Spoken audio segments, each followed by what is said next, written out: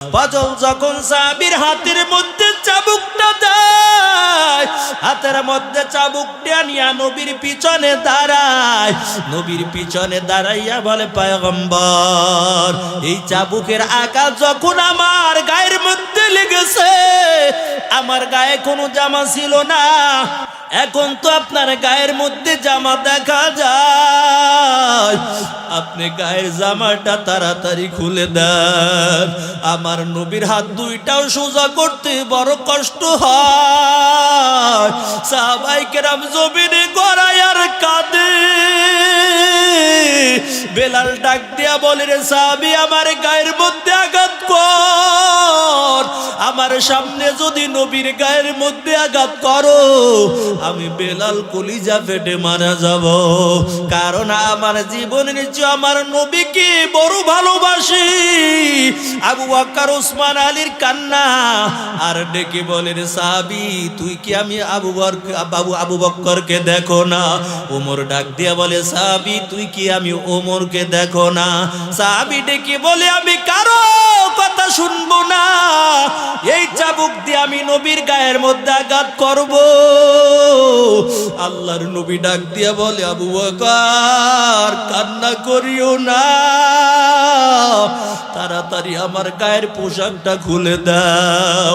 নবীর গায়ের থেকে যখন জামাটা খুলে দেয়, সাহাবী চাবুকটা নিয়ে আমার নবীর পিছনে দাঁড়ায়। চাবুকটা পিছনে দাঁড়াইয়া চাবুকটা জমিনের মধ্যে রাখিয়া দুইটা হাত নবীর পিছনের থেকে, দুই বগলের থেকে দুইটা হাত এমন ভাবে ঢুকাই আমার নবীকে বুকে জড়ায়। বুকের মধ্যে আমার নবীকে জড়াইয়া ঠোঁট দুইটা নবীজির নবুয়তে মোহরের সঙ্গে লাগাইয়া একটা চুম্বন দিয়া বলে, ও পয়গম্বর, আপনার গায়ের মধ্যে আমি চাবুকের আঘাত করতে আসি নাই, বরং অনেক দিন ধরে অপেক্ষা করতেছি আপনার নবুয়তে মোহরের সঙ্গে আমি কেমন করে চুম্বন দিব। ও পয়গম্বর, আমার ঠোঁট দুইটা বড় নাপাক, আমার শরীরটাও বড় নাপাক, এই শরীরটা আপনার নবীর শরীরের লগে লাগাইলাম, এই ঠোঁট দুইটা আপনার নবুয়তে মোহরের সঙ্গে লাগাইলাম, তবে আমার দিলে এখন দৃঢ় বিশ্বাস আর কোনোদিন জাহান্নামের আগুন আমাকে স্পর্শ করবে না। আশকারা মিল্লাত মাযহাব জুদাস, আশকারা মিল্লাত মাযহাব খুদাস, মিয়ানে আশক মাশুকরা মজিস, কিরামান কাতিবিন রাহম খবর নিস। আরে নবীর আশিকের দল সাহাবায়ে কেরাম যদি না খাইয়াও মারা যাইতো, তারপর নবীর ভালোবাসা সামান্য পরিমাণ ত্যাগ করতো না, কারণ নবীর চেহারার দিকে যদি 3 দিনের ক্ষুধা নিয়েও তাকাইতো, সঙ্গে সঙ্গে 3 দিনের ক্ষুধা নিবারণ হয়ে যাইত। আরে মুমিন মুসলমান আল্লাহর গোলাম আলী রাদিয়াল্লাহু তাআলা আনহু যুদ্ধের ময়দান থেকে বাড়ি হাজির। ফাতেমা ডাক দিয়া বলে, ও স্বামী আমার, ঘরের মধ্যে কোনো খাবার নাই, আপনার 2টা সন্তান জমিনের মধ্যে পেটটা ফালাইয়া শুয়া রইছে, তাড়াতাড়ি খাবারের ব্যবস্থা করে দেন। আলী ডেকে বলে, আমি তো যুদ্ধের ময়দান থেকে আসলাম। এরে ফাতেমা, কেমন করে আমি খাবারের ব্যবস্থা করব, আমার কাছে তো টাকা নাই। ফাতেমা ডেকে বলে, স্বামী আমার বাবা একটা চাদর আমাকে হাদিয়া দিয়েছিল, এই চাদরটা নিয়ে মদিনার বাজারে যাবেন, মদিনার বাজারে চাবুকটা ওই চাদরটা বিক্রয় করিয়া খাবার নিয়ে আসবেন। কিন্তু আলীর তো মনে চায় না যেই চাদরটা আল্লাহ রাসূল হাদিয়া দিয়েছেন, ওই চাদরটা আরেকজনের ঘরের মধ্যে যাবে, এটা আলীর মনে চায় না। আলী রাদিয়াল্লাহু তাআলা আনহু চাদরটা গায়ের সঙ্গে পেঁচাইয়া আমার নবীর সামনে থেকে যখন হেঁটে যায়, মায়ের নবী ডাক দিয়া বলে, আলী কোথায় যাও?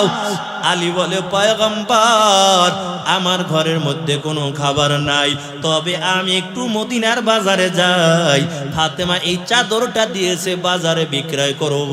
তবে আল্লাহর নবীর মনে চায় না যে এই চাদরটা ফাতেমার ঘরে ছিল, এই চাদরটা আজকে অন্য একজনের ঘরে চলে যাবে। আল্লাহও জানায় পয়গম্বর আলীর মনেও চায় না, আপনার মনেও চায় না, তবে আমি আল্লাহও চাই না এই চাদরটার মালিক আজকে অন্য লোকে হয়ে যাবে। এটা আমি আল্লাহও চাই না। আল্লাহর নবী আলীকে ডাক দিয়ে বলে, আলী তবে শুনো, খাবারের ব্যবস্থা হয়ে যাবে, চিন্তা করিও না।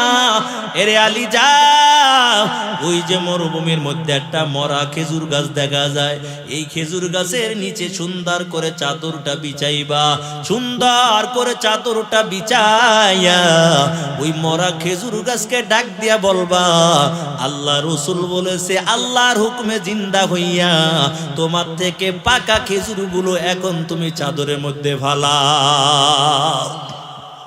আল্লাহ রসুল যখন বলে দিলাম, আলী আর চিন্তা করলো না, তাড়াতাড়ি দৌড়াইয়া যায়, মরা খেজুর গাছের নিচে চাদরটা বিছায়, ডাক দিয়া বলে, ও মরা খেজুর গাছ, কে পাঠাইছে জানো? আল্লাহ রসুল পাঠাইছে, তবে তাড়াতাড়ি আল্লাহর হুকুমে জিন্দা হইয়া তোমার থেকে পাকা খেজুরগুলো এখন আমার চাদরের মধ্যে দিবা। কথাটা বলতে দেরি হয়, ওই মরা খেজুর গাছটা সঙ্গে সঙ্গে জিন্দা হইয়া পাকা খেজুরগুলো টপ টপ করে চাদরের মধ্যে পড়া শুরু হয়ে গেছে। কাদের কুতুম রব্তু দারি বরকামাল, আন্তা রব্বি আন্তা হাসবি জুল জালাল, তুহি কাদের জলিলুল্লাহ জাহাদার, বহরহাল তুহি মেরা নেগাদার।